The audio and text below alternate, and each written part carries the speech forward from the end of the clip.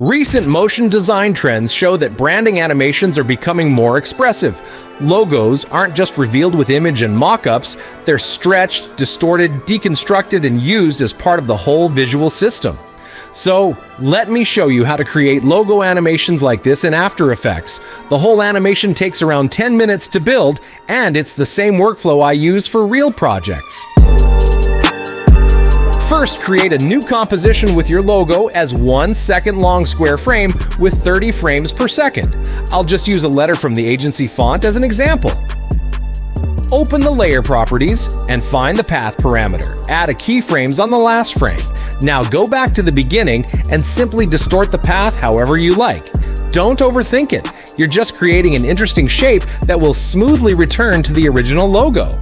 Now we need vertex pins on vertices. I'll show you two methods. You can do it manually. Select Path Parameters, go to Window and create nulls from paths, and click Points, follow nulls. After Effects will generate a null for every vertex. From here, you'll need to create your own pin styles. Create new square composition with 720 pixels, double-click on Rectangle tool and edit to match your style. Then go to Logo Composition, select all nulls, on Project Panel select Pin Comp, and while holding Alt change nulls to Comp and tweak its size, opacity, and change anchor point to center with double-click on Pan Behind tool. It works, but it's a lot of repetitive setup before you even start animating. Instead, I'll use PinRig. It's a paid plugin for After Effects. I'll leave a link in the description. Just select your logo layer and click Basic Pins. Every vertex instantly becomes a clean, easy-to-edit pin, and so creates a control null where you can customize all of them at once. Size, color, and more. Now we're ready to move forward. Let's build the transitions. Create a new render comp around 6 seconds long. Drop your logo animation comp inside, enable vector layers, duplicate it 4 times. We'll basically create a match cuts where one logo flows into the next. Create a null object and parent all comps to it.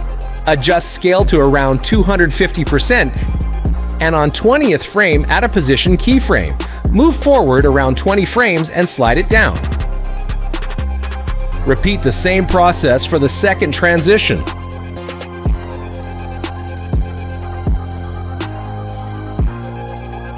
For the third, add scale keyframe, move 20 frames and scale it back to 100. Make it easy ease, make curves sharpen by dragging handles closer to each other. If your graph editor looks different, switch it to the speed graph, or I highly suggest you to use the flow plugin. A smoother curve makes a huge difference here.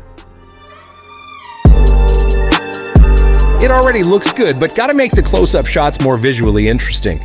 Duplicate the logo comp in the project panel, select third comp while holding Alt key drag new comp to render.